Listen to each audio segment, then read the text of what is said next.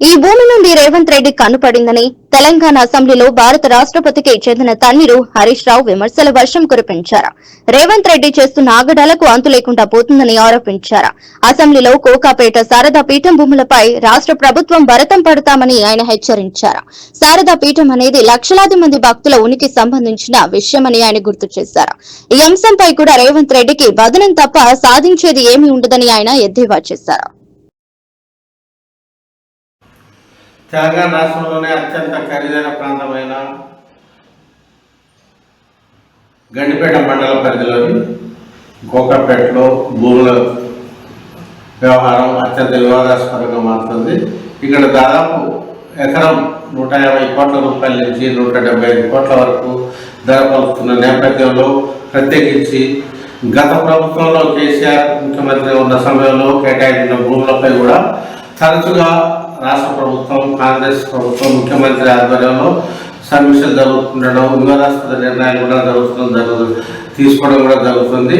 దీనిపై భిన్నాభిప్రాయాలు వ్యక్తమవుతున్నప్పటికీ తాజాగా కోకాపేటలోని సర్వే నెంబర్ 239 లేదా 240 ఇళ్ళ సంబంధించి కూడా అత్యంత వివాదాస్పదంగా మారింది. దీనికి సంబంధించి ఇప్పటికే 239లో కావచ్చు, 240 సర్వే నెంబర్లో కావచ్చు కేటాయించిన 17 ఎకరాల భూమికి సంబంధించి కూడా విమర్శలు వస్తున్నాయి.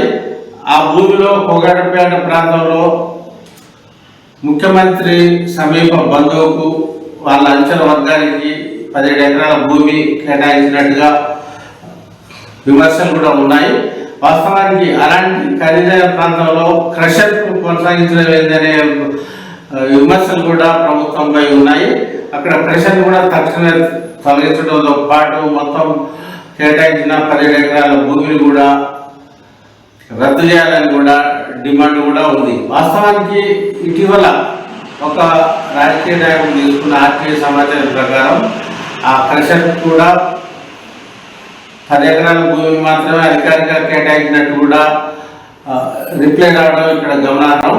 వాస్తవానికి అక్కడ చూస్తే 10 ఎకరాలు కేటాయించిన క్రమంలోనే ఇంకొక 7 ఎకరాలు కలిపి కబ్జా చేశారనే విమర్శలు కూడా తాజాగా అసెంబ్లీలో భారత రాష్ట్ర సమితి పార్టీ ఉపనేత మాజీ మంత్రి టి హరీష్ రావు కూడా ఆరోపించడం ఇక్కడ కొసమెరుపు కూడా ఆ ప్రాంతాన్ని ఆయన ప్రత్యేకంగా సందర్శించడమే కాకుండా అక్కడి విషయాలపై కూడా మాట్లాడడం జరిగింది. ఇది పెద్ద కుంభకోణం అని కూడా తన అనుయాయులకు భూములను కట్టబెట్టే విషయంలో ముఖ్యమంత్రి స్వయంగా ఇలాంటి వివాదాస్పద నిర్ణయాలు తీసుకుంటారని కూడా హరీష్ రావు కూడా ఆరోపించారు.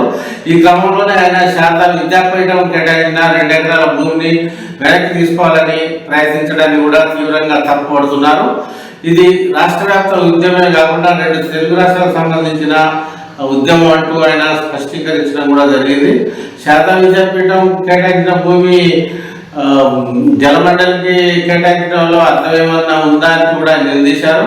కేసీఆర్ ఏ పని చేసినా కూడా, ఏ కేటాయింపులు చేసినా దాన్ని వెనక్కి తీసుకోవడం లేదా రద్దు చేయడమే ముఖ్యమంత్రి రేవంత్ రెడ్డి పనిగా ఉందని, వాస్తవానికి శారదా విద్యాపీఠం అనేది లక్షలాది మంది భక్తుల మనోగతానికి సంబంధించిన అంశమని, ఇది చాలా సున్నితమైందని కూడా ఆయన చెప్పారు.